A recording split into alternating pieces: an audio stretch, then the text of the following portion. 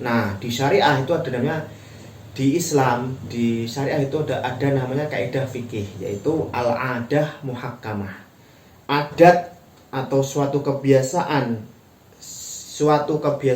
sebuah kaum atau masyarakat, selama tidak menabrak dinding syariah, selama tidak melanggar syariah, itu keberadaannya diakui oleh syariah atau Islam. Jadi selama adat atau kebiasaan itu tidak melanggar nilai-nilai syariah, maka adat atau kebiasaan itu diakui oleh syariah, keberadaannya diakui oleh Islam. Dan itu kesepakatan para ulama, nggak ada yang menolaknya gitu.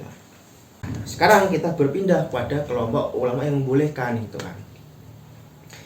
Tetapi tidak semua ulama beranggapan sama dengan apa yang disampaikan di atas. Beberapa ulama dalam fatwanya mengatakan bahwa boleh-boleh saja menyematkan nama suami di belakang nama istri, asalkan itu memang sudah menjadi kebiasaan yang tidak akan menyebabkan kerancuan nasab.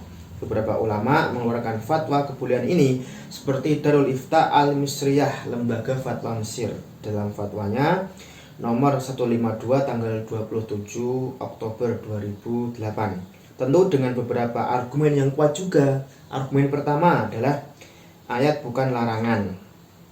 Jadi ayat yang disebutkan tadi, yaitu surat Al-Ahzab ayat 5, itu memang perintah, tapi harus dilihat dulu latar belakang turunnya atau asbabun nuzulnya ayat tersebut.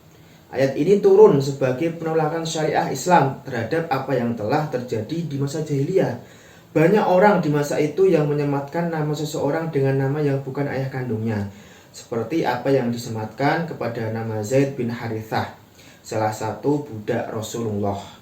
Banyak sahabat yang memanggilnya dengan sebutan Zaid bin Muhammad, dan memang itu kebiasaan orang ketika itu, yaitu menyematkan nama tuan di belakang nama budaknya.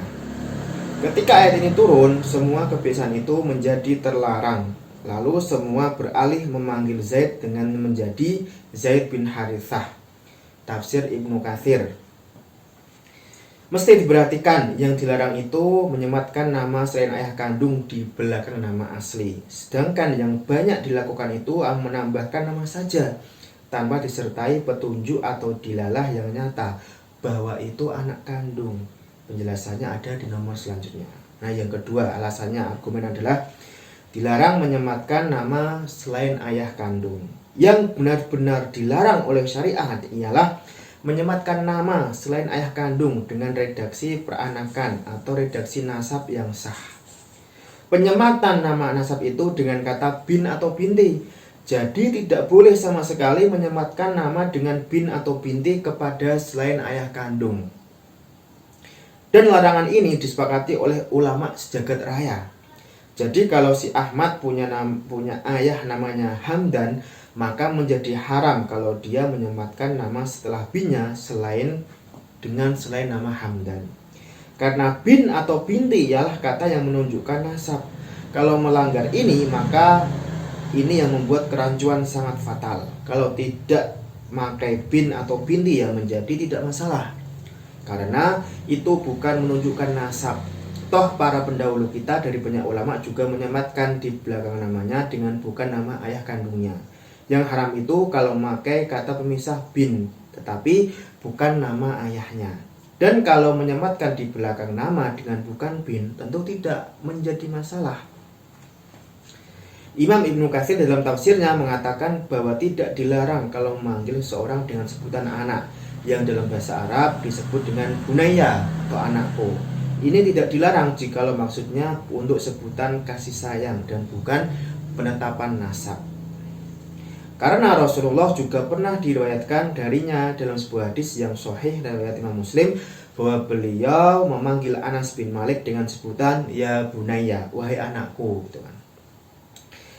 Alasan yang terakhir, argumen yang terakhir adalah sudah menjadi urf atau kebiasaan. Sudah bukan hal yang tabu lagi dalam waktu belakangan ini, bahkan sejak dahulu kala, bahwa banyak istri yang menyematkan nama suaminya di belakang namanya sendiri. Dan itu kebiasaan banyak negara, bukan cuma Indonesia. Walaupun memang kita tahu bahwa itu adat barat, tapi apa yang datang dari barat bukan berarti negatif dan harus ditinggalkan. Kalau memang tidak melanggar syariah ya tidak masalah. Penyematan nama suami atau keluarga suami di belakang nama istri sudah menjadi kebiasaan yang sepertinya orang tidak merasa aneh lagi. Dan orang ketika membaca nama si wanita itu akan mengerti bahwa di belakang namanya itu nama suaminya. Penyematan nama suami juga tidak berarti bahwa si suami itu ayahnya si wanita, dan tidak juga membatalkan statusnya seorang anak dari ayah kandungnya yang asli. Dan semua orang sudah biasa dengan keadaan ini. Sama sekali tidak ada yang beranggapan bahwa nama di belakang itu nama ayah kandung. Pasti ketika baca, orang masih akan bertanya, siapa ayahnya? Ini bukti bahwa penyematan itu bukan berarti penasapan. Apalagi kita di Indonesia ini yang hampir semua orang bernama lebih dari satu kata. Susunan kata yang lebih dari satu itu kan tidak berarti bahwa nama kedua itu nama ayahnya, tapi nama kedua itu masih sama, dia sebagai orang yang satu. Misalkan Susilo Bambang Yudhoyono, ketiga nama tersebut adalah nama untuk satu orang dan bukan gabungan nama anak, ayah, serta kakeknya. Terlebih lagi bahwa kalau di Indonesia itu kita sering memanggil seorang istri dengan nama atau jabatan suaminya, seperti Ibu Budi atau juga Ibu Presiden. Padahal kita tahu bahwa nama aslinya bukan Budi dan namanya juga bukan Presiden. Dan itu semua tidak berarti bahwa nasabnya berubah tanpa dijelaskan, semua tahu itu. Jadi ketika ada suatu kebiasaan atau uruf yang memang tidak melanggar syariah, justru malah syariah mengakui kebolehan itu. Dalam kaidah fikih kita mengenal kaidah al-adah muhakkamah, yaitu suatu kebiasaan kaum selama tidak menabrak dinding syariah, keberadaannya diakui oleh syariah. Jadi begini lor, ini argumen dari kelompok ulama yang membolehkan. Yang pertama, surat Al-Ahzab ayat 5 itu bukan larangan menurut kelompok ini. Kenapa? Karena harus dilihat dulu asbabun nuzulnya, bagaimana latar belakang turun ayat-ayat ini. Ternyata ayat itu turun ketika masa jahiliyah, yaitu banyak orang di masa jahiliyah itu yang menyematkan nama seseorang dengan nama yang bukan ayah kandungnya. Jadi waktu itu zaman jahiliyah banyak orang yang menyematkan di belakang namanya itu bukan nama ayah kandungnya yang asli, nggak tahu nama siapa gitu. Seperti misalkan sahabat Zaid bin Harithah. Zaid bin Harithah itu kan dulunya adalah seorang budaknya Rasulullah gitu kan. Sehingga sebagian orang itu menyebutkan atau memanggil Zaid itu dengan nama Zaid bin Muhammad. Padahal Muhammad ini bukan ayah kandung Zaid, tetapi adalah majikannya, yaitu Rasulullah gitu. Dan itu memang kebiasaan orang ketika masa jahiliyah, menyematkan nama tuannya, majikannya di belakang nama dia gitu kan. Sehingga ketika ayat ini turun, semua kebiasaan itu menjadi terlarang. Pokoknya tidak boleh menyematkan nama di belakang namanya itu selain nama ayah kandungnya yang asli. Jadi kalau misalkan Zaid, ya Zaid bin Harithah, jangan Zaid bin Muhammad atau Zaid bin siapa, jangan gitu kan. Jadi harus perhatikan gitu kan. Ini ada asbabun nuzulnya. Itu argumen pertama. Argumen kedua adalah dilarang menyematkan nama selain ayah kandung.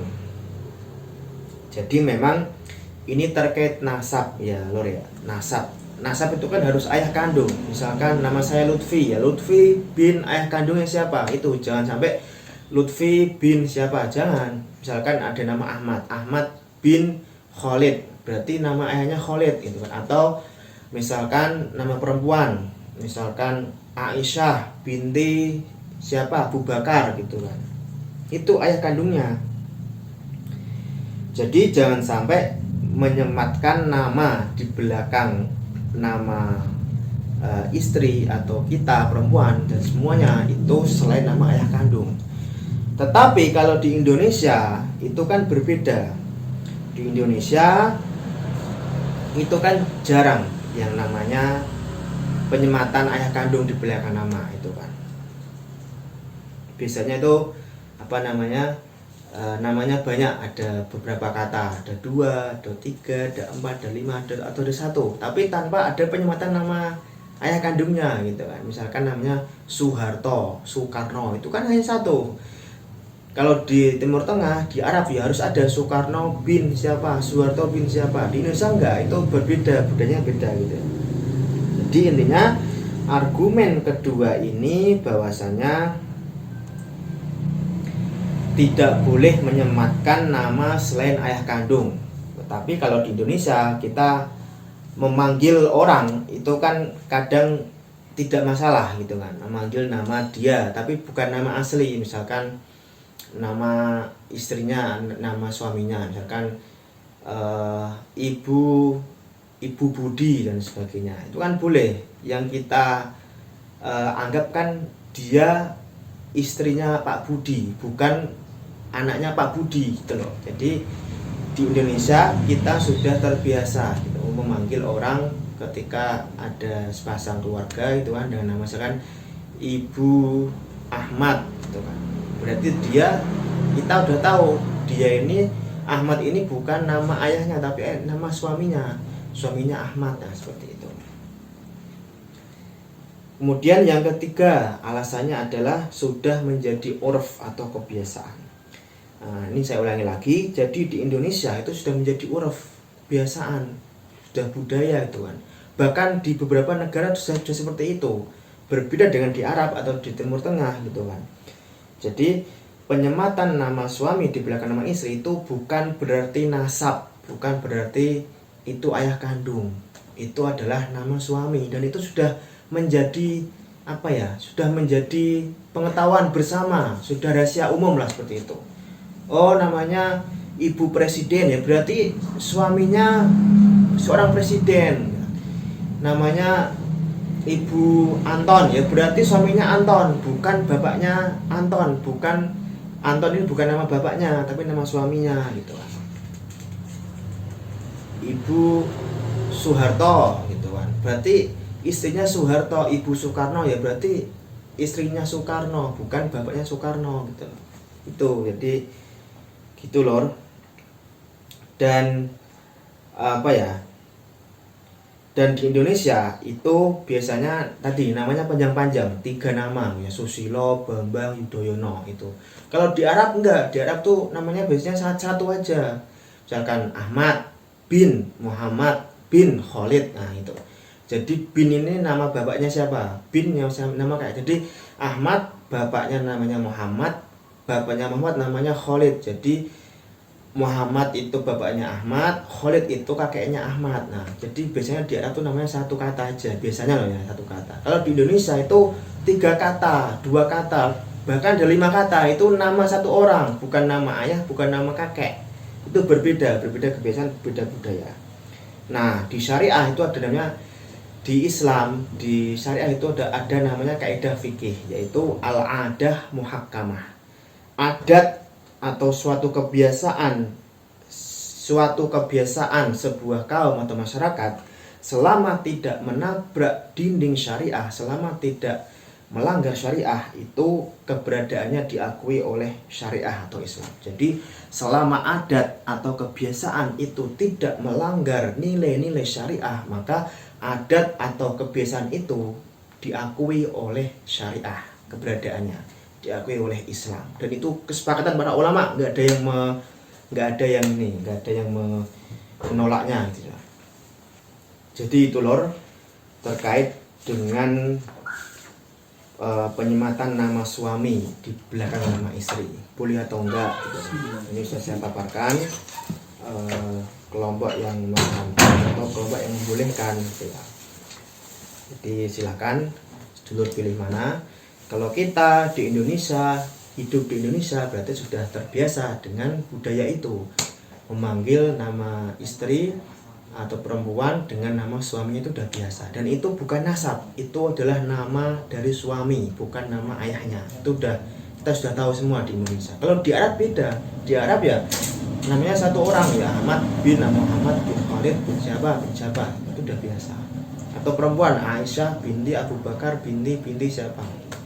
Di Indonesia kita tidak seperti itu, berbeda. Dan Syariah mengakomodir dengan adanya kaidah fikih yaitu al-adah muhakkamah. Selama adat atau kebiasaan itu tidak melanggar syariah, tidak melanggar prinsip-prinsip Islam syariah, maka keberadaannya diakui oleh Islam atau syariah itu sendiri. Itu kaidah sudah disepakati oleh ulama sejagat raya, tidak ada yang menolaknya. Mari kita ikuti ulama yang sudah berkompeten di bidangnya. Jangan buat aturan sendiri, ini boleh, tidak masalah. Di itu lor, itu dulu mungkin review buku kita kali ini. Silahkan kalau ada pandangan berbeda, perspektif berbeda, silahkan komentar di kolom komentar yang tersedia. Kalau konten ini dirasa bermanfaat bagi kalian, silahkan share, like, komen, dan subscribe. Jangan malu-malu untuk menyebarkan. Bahkan kalau sedulur mau mereupload konten ini, silahkan. Saya tidak akan menerapkan hak cipta. Ini bebas, yang penting untuk kebaikan kita semua, untuk menyebarkan ilmu. Karena tujuan saya adalah untuk menyebarkan ilmu yang saya baca di buku ini. Saya kira itu lor. Terima kasih. Wassalamualaikum warahmatullahi wabarakatuh.